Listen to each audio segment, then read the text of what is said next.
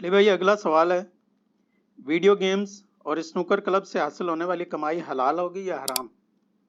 Please وضاحت فرمائیے گا، والسلام۔ دیکھیں جی وعلیکم السلام ورحمۃ اللہ، کسی بھی خاص چیز کو حلال و حرام کے بارے میں طے کرنے کے لیے یہ چیز ضروری ہے کہ آپ اس سے جڑی ہوئی ساری چیزوں کو دیکھ لیں۔ کیٹاگوریکلی تو ہم یہ نہیں کہہ سکتے کہ ویڈیو گیم کھیلنا یا سنوکر کھیلنا یا لوڈو کھیلنا یہ حرام ہے، جب تک کہ اس کے اندر حرام کی آمیزش نہ ہو جائے۔ میاں بیوی کا ازدواجی تعلق قائم کرنا حلال ہے، لیکن اگر میاں بیوی کے رشتے کے بغیر ہے تو حرام ہے۔ تعلق ایک ہی ہے لیکن نوعیت مختلف ہوگی۔ اس طریقے سے ویڈیو گیمز اگر کسی جگہ پہ اس اعتبار سے ہو رہی ہیں کہ وہ جوئے کی کیٹیگری میں فال کر رہی ہیں تو پھر وہ تو سر حرام ہے، اور اس کی نشانی یہ ہے کہ جو ہارے گا پیسے دے گا، دوسرے کے پیسے ڈوب گئے۔ ہاں اگر یہ ہو کہ دونوں دوست مل کے اسلامی بھائی کسی جگہ سنوکر یا ویڈیو گیم کھیلیں، کوئی جیتے کوئی ہارے، اینڈ رزلٹ یہ ہو کہ پیسے دونوں آدھے آدھے دیں، تو کچھ بھی نہیں ہے۔ اسی طریقے سے کرکٹ میں بھی آج کل جوا لگا ہوا ہے، آج کل خیر کافی عرصے سے ہے، تو وہ جوا بھی حرام ہی ہوگا۔ یہ دو چیزیں نا اللہ تعالیٰ کو بڑی ناپسند ہیں جی، معاشی کیٹیگری میں جو چیزیں فال کرتی ہیں، ایک سود اور دوسری جوا۔ سود کے بارے میں سورۃ البقرہ کی آیت نمبر 279 میں آیا کہ اللہ اور اس کے رسول کے خلاف جنگ ہے، اللہ اور اس کے رسول کی اس کے خلاف جنگ ہے جو سود کھاتا ہے، چاہے سود بالرضا ہو یا بالجبر ہو، زنا بالجبر ہو یا بالرضا۔ زنا کو فی نفس ہی اللہ نے حرام کیا ہے، سود کو بھی فی نفس ہی اللہ نے حرام کیا ہے تاکہ استحصالی نظام نہ ہو۔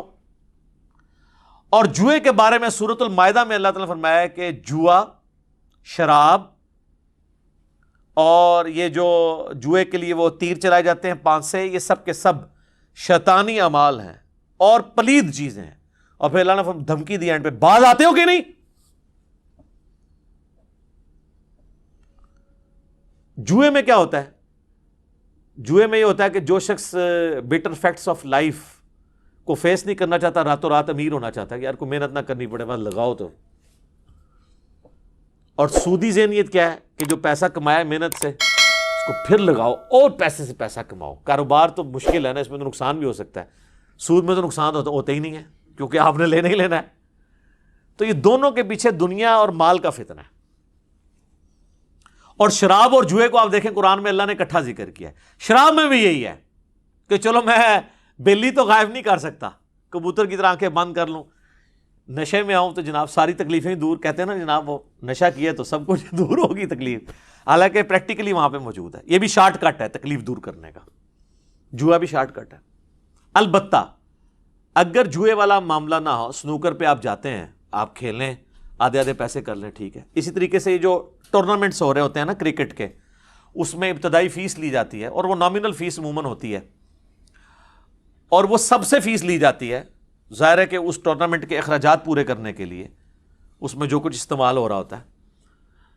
تو اینڈ پہ ظاہر ہے جو جیتتا ہے اس کو انعام ملتا ہے ٹرافی کی شکل میں یا تھوڑے بہت پیسے مل گئے، باقی لوگوں کا کو کچھ بھی نہیں ملتا۔ تو یہ اس کو ہم جوا اس لیے نہیں کہیں گے کہ وہ کوئی بہت بڑی رقم نہیں ان سے لی ہوتی، وہ تو صرف سروس چارجز لیے ہوتے ہیں۔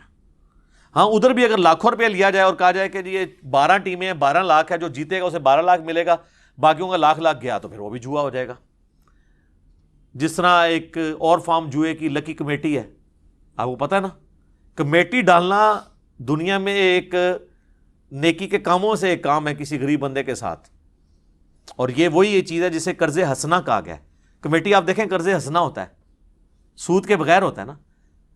10 بندے مل کے کمیٹی ڈالتے ہیں، پہلی کمیٹی جس بندے کی نکلی ہے 10-10 ہزار ڈالی تھی تو لاکھ روپیہ وہ لے کے چلا گیا، 10 ہزار اس کا اپنا ہے، 90 ہزار اس کو آپ نے قرض حسنہ دیا ہے جو وہ آہستہ آہستہ کر کے واپس کرے گا۔ تو کتنی نیکی ہے اس کے ساتھ اگر کر دو واپس دے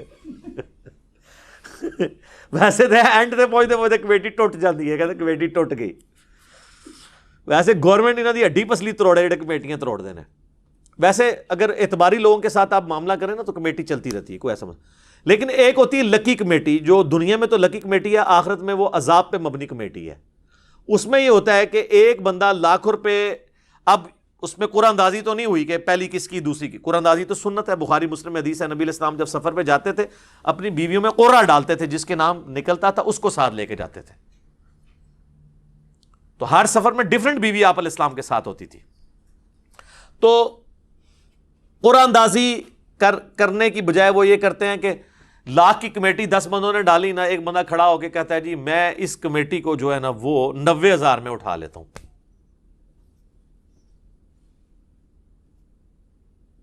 90,000 کا مطلب یہ ہے کہ 90,000 گویا کہ مجھے 90,000 ہی میں لے لیتا ہوں, اوپر کا جو 10,000 ہے نا وہ تم باقی 9 بندے آپس میں تقسیم کر لو. تو سر یہ تو سود ہے, پیسے کے ذریعے پیسہ ہے. اور یہاں تو یہ تو میں آپ کو چھوٹا بتا رہا ہوں, لاکھوں کی کمیٹیاں ڈلتی ہیں. بڑے کاروباری لوگ جن کو فوراً پیسے کی ضرورت ہوتی ہے, 30 40 لاکھ کی کمیٹی, 40 لاکھ کی کمیٹی ڈالتے ہیں, 35 لاکھ میں اٹھاتے ہیں. اور وہ جو 5 لاکھ ہوتا ہے نا وہ باقی لوگ آپس میں تقسیم کر لیتے ہیں بیٹھے بیٹھے. اب اصولاً اور وہ نکلی اس کی 40 ہے, لیتا وہ 35 ہے, 5 وہ چھوڑ دیتا ہے باقیوں کے لیے آرام کھا لیں. تو اس طرح کی لگی کمیٹیاں یہ بھی حرام ہے.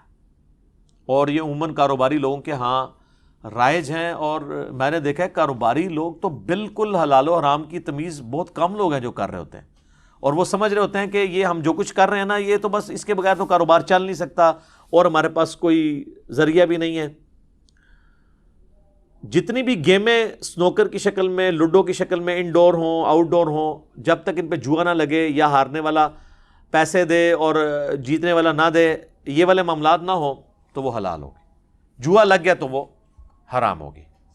پھر بعض لوگ کہتے ہیں ہم تفریح کے لیے کیا کریں, تو تفریح کریں نا میرے بھائی, آدھے پیسے ڈال کے کریں, تفریح مل کے کریں نا. اور قرآن نے تو آپ کو جو تفریح بتائی ہے وہ ہے سیرو فی الارض, زمین میں گھومے پھریں, جائیں ناردرن ایریاز میں چلے جائیں, اپنا ٹائم گزاریں, نیچر کو قریب سے دیکھیں, اللہ کی قدرتیں دیکھیں.